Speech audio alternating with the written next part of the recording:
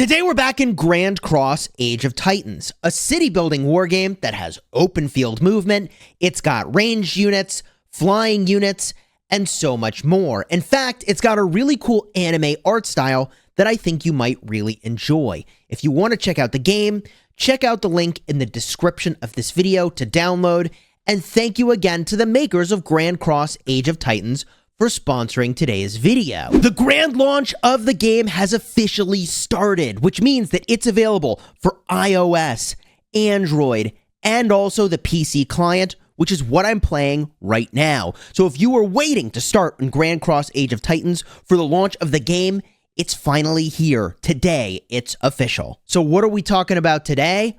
Man, we're talking about city defense. We've got the castle wall up on the screen, and you can see the heroes I've got defending my city. These choices are very intentional, and if you're playing Grand Cross Age of Titans, you should make some very intentional choices yourself. So in this video, we're going to do a number of things. We're going to review how you actually access the wall, which we were just editing. We're going to go into the hero screen and review all the different hero choices that you could bring and put to your wall. And we'll talk about the best talents and setup that you can use to keep your city safe. So let's get things started by talking about why it is that you need to keep your city safe in Grand Cross Age of Titans. You see, this is a war game, and at any time, other alliances could declare war on us. And I'm zooming out from my city now to show you the zone of territory I'm in is large, but there are many zones and many alliances. And as the sort of season progresses, we'll make our way closer and closer to the middle of the kingdom. Now, seasons is a bit of a misnomer here because they're actually more like chronicles, heralding a change and a progression to the sequence of sort of how things become available in the server. Eventually, people are going to take over the castle. They're going to be the king of the kingdom. Now, who that will be and how this will sort of unfold, who knows? This video, however, is about defending your city. So if you're on board for the fact that it's a big, scary world out there and that you want to keep your city safe, right? What are the things that you can do? Well, one thing that you can do at any moment in time is that you can, if I zoom all the way in, access a buff over here to protect your city. Okay, this is technically not a battle buff. It's the strategy and defense category of buffs. You can put on what's called a peace shield. Now, you can get some of these for free. You can also get some of these by trading in at the harbor. The harbor is actually in your city, and mine is triggered right now. You only have ships in port periodically, not all the time. So when you see this harbor symbol, you can go in here and potentially trade for a peace shield, okay? Otherwise, you're going to have to buy them for gems. So activating a peace shield all the time is not practical in this game. This is not the kind of game where you have a 24/7 peace shield running and you're a bozo if you'll ever let it fall off. No. The opposite is true here. You basically are attackable all the time, and that's pretty standard. So if you wanted to avoid that entirely, technically, you can teleport to zone 0. Outside of the first area, you get an automatic peace shield. Now, look, there's a lot of advantages to entering toward the center of the map. So you want to be able to confidently roll your way into other parts of the map and have a competent defense for your city. So before I get into what heroes you'll defend your city with and how you can go about doing that, there's actually several things that can keep my city safe here. One thing that I've done is you can see I'm in what's called a hive, a group of players that are all together. Now, there are some advantages to being in a hive with regard to where enemies can teleport. But this, I would say, in Grand Cross Age of Titans is only a minor advantage, really, and it's not all that significant. There are other things that you can do to sort of prep your city for a possible attack, and I want to talk about those. One of them is simply spending down your resources. You see, you've got a building over here called the storehouse or storage, and this will protect some amount of your resources, but everything above your storage limit is plunderable.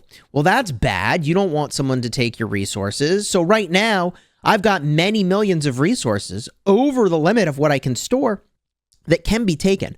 And the reality is that you will very quickly reach a point where you really can't spend your resources fast enough to protect all of them in your storehouse. So you're going to have to accept that at some point your resources are exposed. Okay, well, that's something you'll have to deal with. You can try to spend them down.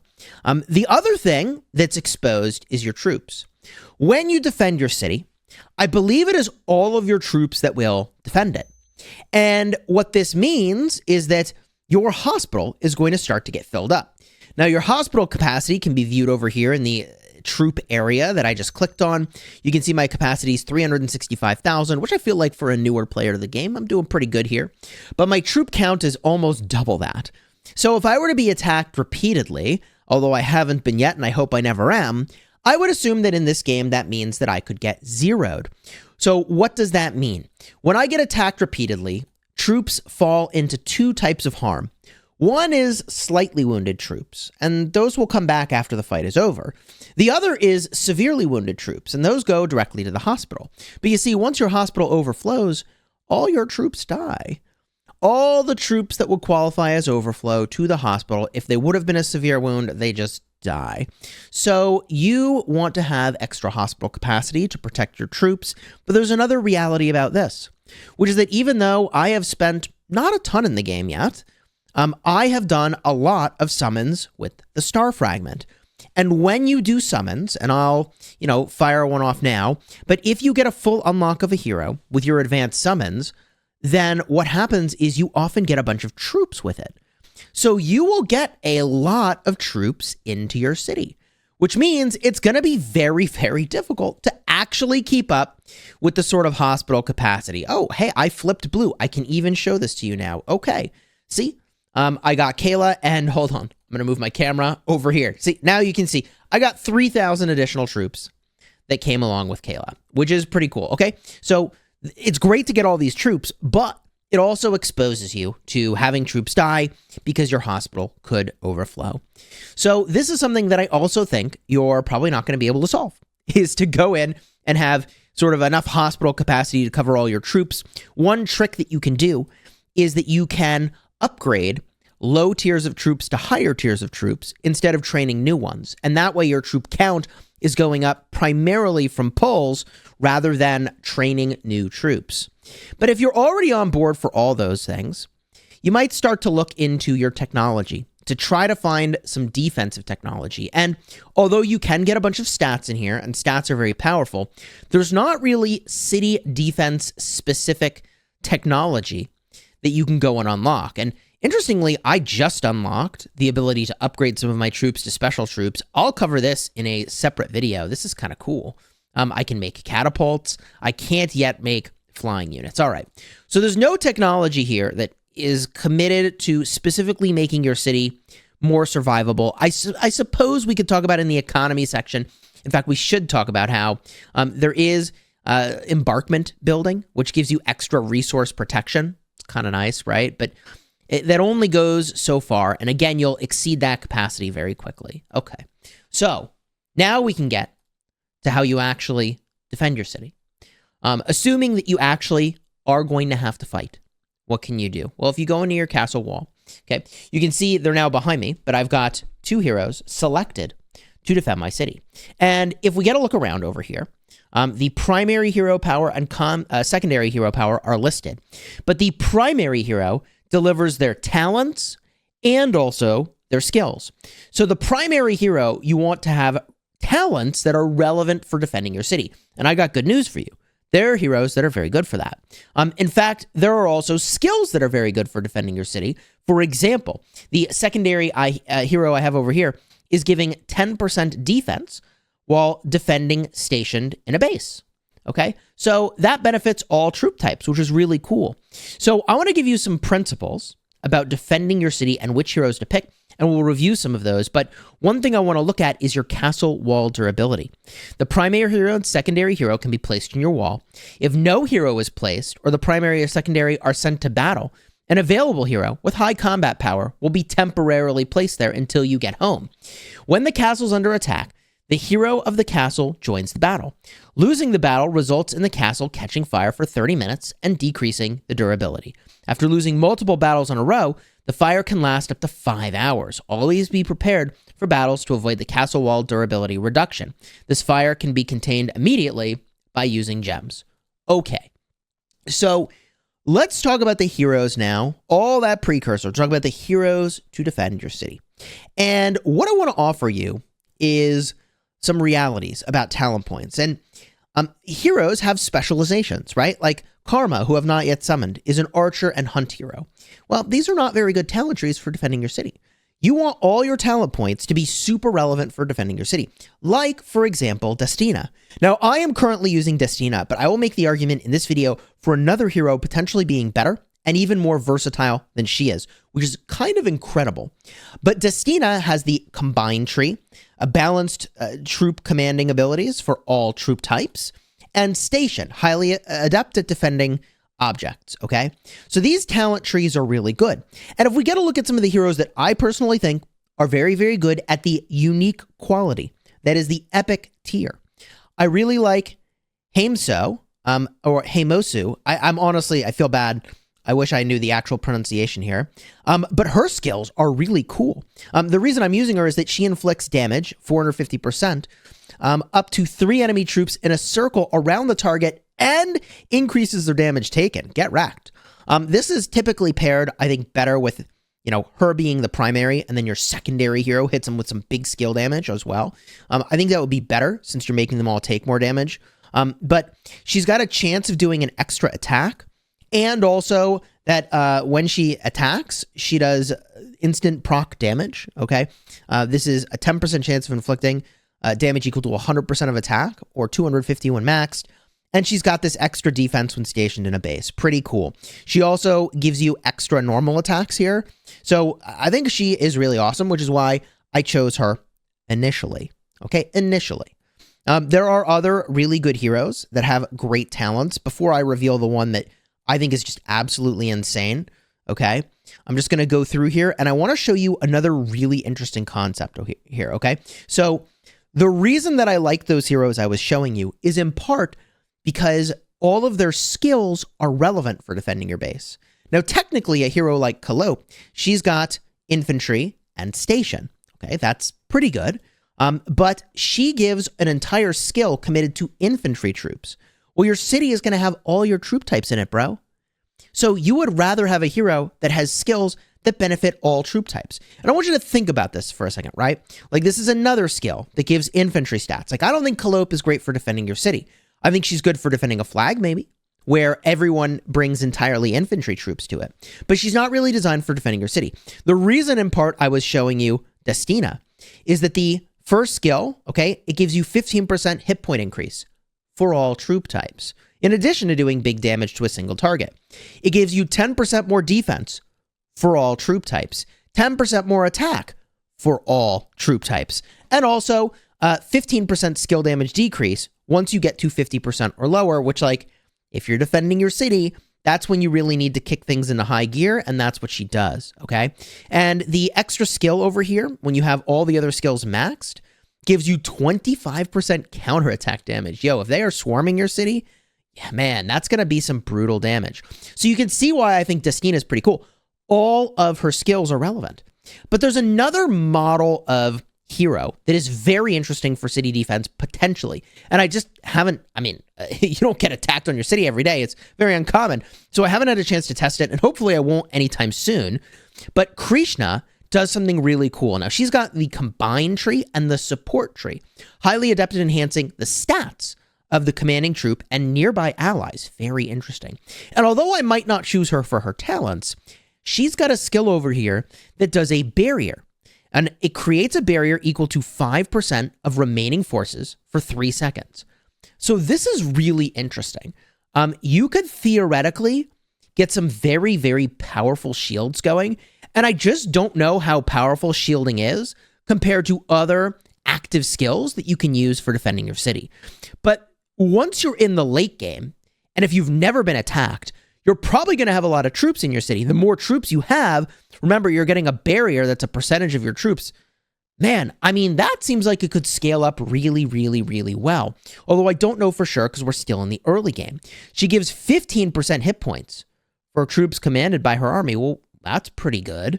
And also 10% defense when stationed, and a chance to get extra attack and defense for 3 seconds, and also heals lightly wounded units when creating a barrier. Now, this is a little bit weird because for defending a city, you generally don't want to heal your troops. Like, I get why if she's shielding and that shield is based off the number of troops you have, that healing will be kind of a cool idea. But once your hospital is overflowed, I don't know if you can start a heal when you're in the middle of defending your city. And if you can't start a heal in the middle of defending your city, then bringing troops back could be pretty bad. This is an important thing to know, though. Like, can you heal your troops in the middle of defending your city or not? So there's one other hero I want to show you, and this is the one I'm kind of the most excited about right now, and it's Jeanette. And Jeanette does something very interesting. All of her skills are relevant. She's got combine and attack trees. She decreases the enemy's mana. So that is when they use their active skills, they need mana. She gives attack for all troop types. She gives damage for all troops, which is amazing, and restores mana when you use your skill. So she fires those skills more frequently, and it's kind of an accelerator for whoever else you're using that has a skill. And she increases the amount of mana you restore in the awakening or expertise skill once all the other skills are upgraded. So this is really interesting, but the other reason it's very interesting is that if I look at her talents, they're actually all really good. Now, before I go into these talents, I actually first want to show you the station talent tree right over here. So here's the talent build I'm using for defending my city right now. Like, this is where I put my money to say, like, hey, if I get attacked, I did what I could. All right. And this is it. You start by going in and you get overall attack. I chose overall defense. Then I took march speed because neither of these were interesting at all. Gathering speed nor damage to monsters. From there, things get interesting. I took station defense, 9% defense for all troops. Yo, that's a lot of boost. 9% of stats for all troop types. I also took 9% attack because look, I spent 3 talent points over here and I got 1.2%. And then 3 over here is giving me 9. Okay, I'll take all that. I took the damage increase of 6% if I get surrounded. I went and I took 1.5% extra defense. I then took 9% damage taken reduction, which seems amazing. I also took a 20% chance to decrease the damage dealt by the attacking enemy troop by 9% for 3 seconds when hit. I took this over here, 1.5 defense. I took 6% counter damage. I took 6% less damage taken when I'm lower than 30%. I don't know that that's amazing, okay? But this one does when you're higher than 90. And honestly, these seem really good for defending a flag, but like not exciting for defending your city. And then a 10% damage taken reduction. So like I am going all in on some really cool stuff. And then the combine tree gives me another 9% defense when stationed in a base. I'll freaking take it. That's awesome. Over here, I can increase my skill damage by 6%, which is pretty cool. I give myself additional mana recovery per turn, which is amazing. And so I'm working my way through these talents, and they're all really good. But I think actually, that Jeanette is just better. And as I started to look at this, I was like, wow, that's kind of crazy. So things start off very basic, same sort of stuff you have access to in the start of any talent tree, okay? But then from here, I can get 9% damage increase for skills.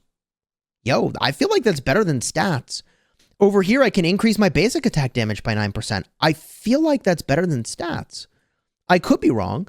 Then I can get bonus mana gain, which seems insane because she's already generating so much mana. So this is getting me kind of hyped. Then I can get some health if I want. I can decrease the sort of skill damage I'm taking if I want, or I have a chance to inflict damage with my basic attacks, which seems really good. This seems insane if I actually pair with Himosu, who does extra basic attacks, right? Like, there's some really cool synergies going on here. I can decrease my skill damage taken, which seems good. Decrease my basic attack damage taken. Okay. And then I have a chance to inflict a damage over time. Okay, when I use a skill. So I generate mana, and then when I use skills, I'm doing, cool stuff. This is pretty cool. Oh, additional chance of doing an extra basic attack. So again, it's only 3% chance, but this is like really cool synergy with the hero I showed you, who like has a chance to do instant proc damage when you basic attack. Like, these talents seem really good. Decrease the mana cost of skills by 210? Dude, this is insane. And then increase damage dealt to enemy troops by 10%. But we're not even done, because you remember I was showing you the combined tree as well. Like, there's good stuff in here where you can get some cool stats. So I'm looking at Jeanette and I'm thinking, I'm going to defend my city with her. And I might even make her the primary. And she seems crazily versatile. Doesn't care about a troop type. Seems like a great investment. I will probably max her skills first. And it took me a long time to figure out just how good I think Jeanette is, especially for how versatile she is. Good for defending your city, good in the field. Now, there may be other heroes that you could go and check out at the unique quality that will be good for defending your city. And of course, there are legendary quality heroes that will be really good for defending your city as well. For example, I think Karma is, oh, she's a monster hunter, just kidding. There is a hero that's legendary for defending your city. Let me find her real quick. I think, is it Numa? No, it's not Numa. She's a Cav hero. It's not Helga. Urdel. Okay. Urdel is really interesting. She is, however, a legendary quality hero, very difficult to gain access to. Station and combined talent trees are very good. She increases your defense, increases your counterattack damage dealt, and heals troops. Again, healing your troops could be a little problematic. It all depends on how hospitals work. And then 15% hit points, and then a ton of stats when you're stationed. And then also decreases damage taken by 30% when remaining forces are at 90% or higher. Whoa. So for the start of defending your city, like if you used a pairing of heroes that heal a lot and shield a lot, if you can keep yourself over 90% for a while, wow, you're going to do some cool stuff. But Urdel is available from VIP, and it's actually very high VIP levels. So the interesting thing that I've seen in this game that I think is actually kind of exciting is that the active skills on a legendary hero are only slightly better, if at all, than some of the active skills on the epic or unique heroes. It all depends on your situation. So I think you can come up with some really exciting combinations for fighting in the field, for defending your city, and I probably will end up with Jeanette primary, and then Heimosu as the secondary, or Destina, in part because I've already advanced her skills a lot. But I think there's like so much synergy with Heimosu and Jeanette. I might give it a try, man. I'm pretty hyped about it. Technically, Ramses is another one you could defend your city with, but look, he just cares about combat engineers. I'm not into that, bro.